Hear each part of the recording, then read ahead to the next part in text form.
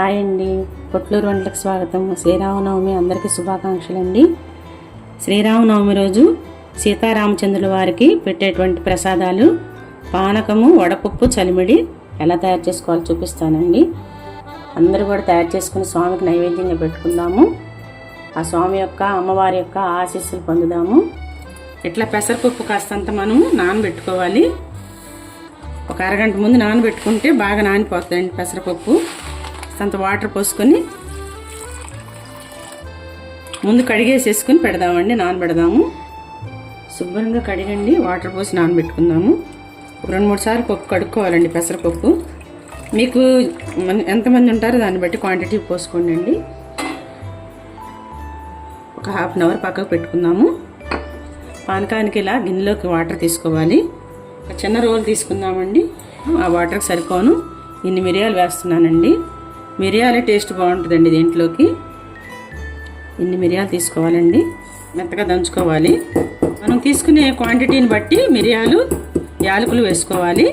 అలాగే యాలకులండి ఒక 5-6 యాలకులు కూడా వేసుకుందాం. వీటితో పాటే దంచుకోవాలన్నమాట. చూడండి నలిగిపోయింది. ఇలా దంచుకోవాలన్నమాట. చూడండి ఇలా రావాలి. మరీ మెత్తగా కూడా అవసరం లేదండి, ఇలా ఉంటేనే బాగుంటుంది. పలుకుగా ఉంటే ఇంట్లోకి ఇంత బెల్లం పడుతుంది.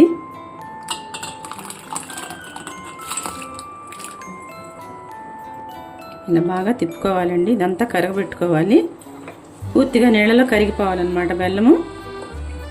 కొంచెం సేపు అలా పెట్టేసినా కూడా నానిపోతుందండి. బెల్లం అంతా కలిసిపోతుంది వాటర్లో. బెల్లం పూర్తిగా కరిగిపోయిందండి. ఇప్పుడు మనం దంచుకున్నటువంటి ఈ మిరియాల పొడి, యాలకులు వేసేసుకుందాము. ఇది కూడా కలిపేసుకుందామండి.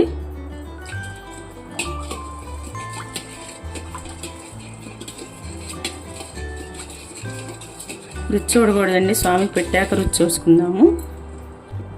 ఒక గిన్నెలో పోసుకుందామండి. నైవేద్యానికి గ్లాసులో అయినా పోసుకోవచ్చు.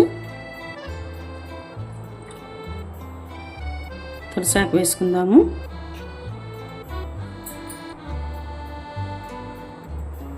స్వామికి పానకం రెడీ అండి. చలిమిడికండి మీరు కావాలంటేనండి బియ్యం నానబెట్టుకుని రాత్రిపూట ఇప్పుడు మిక్సీ వేసుకోవచ్చు అనమాట, వడగట్టేసి. నేను పొడిపిండితో చేస్తున్నాను. మనం బెల్లం పొడి అయినా వేసుకోవచ్చండి. నేను బెల్లం కరగబెట్టాను. పొడి అయితే కొంచెం గడ్డగా ఉంటుంది కదా, ఇంకా వాటర్ పోయకుండా దీంతోనే కలిపేసుకోవచ్చు. కొంచెం మనకి నిలవ ఉన్నా కూడానండి పాడవదు అనమాట. ఇది చలివిడి ఎక్కువసేపు నిలవ ఉంటుంది.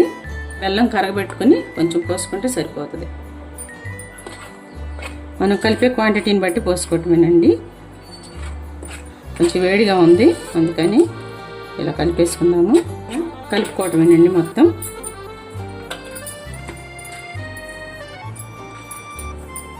ఇంకా వాటర్ పోయే అవసరం లేదండి.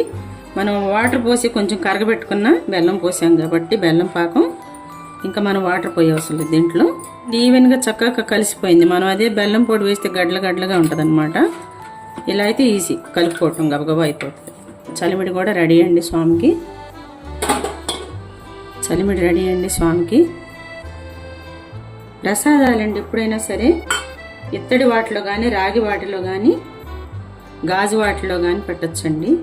స్టీల్ వాటిలో పెట్టకూడదు, ఇనుములో పెట్టకూడదు అనమాట ప్రసాదాలు. ఎప్పుడు మట్టి పాత్రలో కూడా పెట్టచ్చండి. సీతారాముల వారికి ప్రసాదాలు రెడీ అండి.